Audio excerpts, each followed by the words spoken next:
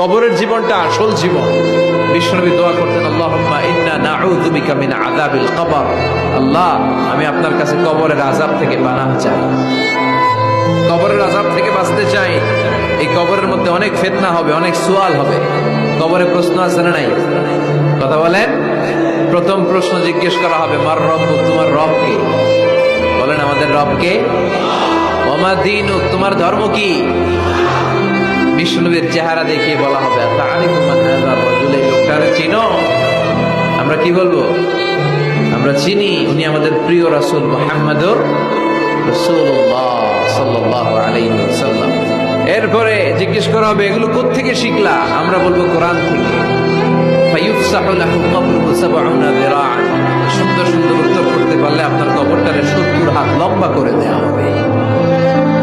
ইফতাহু লাহু বাবুন ইলাল জান্নাহ, জান্নাতের দিকে একটা দরজা লাগিয়ে